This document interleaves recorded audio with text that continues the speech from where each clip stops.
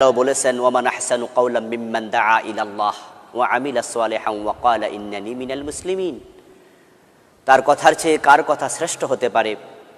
যে ব্যক্তি মানুষকে আল্লাহর রাস্তায় ডাকে এবং সে নিজে নেক আমল করে এবং সে বলে নিশ্চয়ই আমি একজন মুসলিম। তো এই কাজটি তাবলীগ জামাতের ভাইয়েরা কেন সকল মুসলমানের করা উচিত। তবে সেই কাজের জন্য আবার 40 দিন নির্ধারণ করা, এটাকে চিল্লা বলা অথবা 40-এর মাঝে কোনো কল্যাণ আছে, এক্সট্রা কোনো সওয়াব আছে মনে করা, এটা আরেকটি বেদাত। দাওয়াতটা সুন্নাহ, কিন্তু 40 নির্ধারণ করাটা বেদাত। যদি মৃত ব্যক্তির জন্য 40তম দিবস নির্ধারণ করে দোয়া বেদাত হয় এবং সেটাকে আপনিও বেদাতই মনে করেন, তাহলে দিনের দাওয়ার জন্য, দাওয়াত দেওয়ার জন্য সে 40 নির্ধারণ করা, এটাকে আপনি বেদাত কেন বলবেন না? এটাও একটি বেদাত।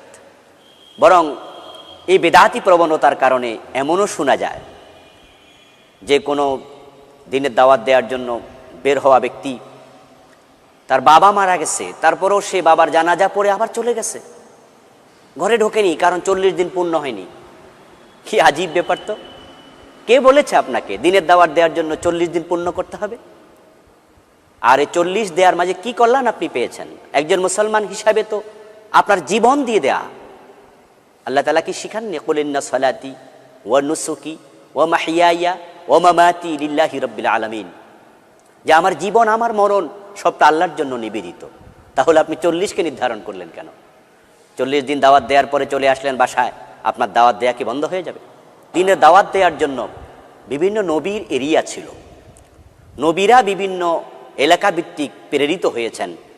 আল্লাহ তাআলা পবিত্র কোরআনে বলেছেন ওয়াইলা আদিন আখাহুম হুদা ওয়াইলা সামুদা আখাহুম সালেহা লাকাদ আরসালনা নূহান ইলা কওমিহি। এভাবে আল্লাহ তাআলা জাতির নাম উল্লেখ করলেন। কোরআনে আবার এরিয়ার নামও আছে, ওয়াইলা মাদিয়ানা আখাহুম শুআইবা। আল্লাহ বলেন আমি মাদিয়ান নামক এলাকায় শুআইব আলাইহিস সালামকে প্রেরণ করেছি। তাহলে এরিয়া ভিত্তিক দাওয়াত নবীদের ছিল, কিন্তু আমরা যারা উম্মতে মুহাম্মাদি, আমাদের জন্য কোনো এরিয়া নেই। তাহলে আপনি 40 দিন দাওয়াত দেওয়ার জন্য অমুক এলাকায় গেলেন, সেখান থেকে আপনি বাড়িতে ফিরে আসলে কি 40 ভঙ্গ হয়ে যাবে? কেন? আপনার এলাকায় কি আপনি দিনের দাওয়াত দিতে পারছেন না? তাহলে আপনার 40 কি এলাকার বাহিরে হওয়া লাগবে? আর ঘরে আসলে কি সে 40 ভঙ্গ হয়ে যাবে? আমার ভাইয়েরা, এই প্রবণতাটিও বেদাতি প্রবণতা। এরপরে 3 চিল্লা যে ব্যক্তি দিয়েছে তার সম্মান অনেক বেশি হয়ে গেছে। আশ্চর্য কথা! তো কোথায় পেয়েছেন আপনি যে কোনো ব্যক্তি 3 চিল্লা দিলে তার সম্মান বেড়ে যাবে? এমনও প্রশ্ন শোনা যায়, একজন আলেমকে বলে হুজুর আপনি কি চিল্লা দিয়েছেন? আজীব প্রশ্ন। যে ব্যক্তি তার জীবনটাই, সে ছোটকাল থেকে 16টি বছর আল্লাহর দ্বীন শিখার জন্য নিজের জীবনে 16টি বছর উৎসর্গ করলো, পরবর্তী কর্মজীবনে সে পারত অন্য কোনো জবে যেতে, অন্য কোনো চাকরিতে যেতে, সে কোয়ালিটি যোগ্যতা তার আছে, কিন্তু সে অন্য কোনো চাকরি গ্রহণ না করে সে আবার দ্বীনের সাথে সম্পৃক্ত একটি চাকরি নিল, হয়তো মাদ্রাসায় পড়াচ্ছে, হ্যাঁ মসজিদে খেদমত করছে।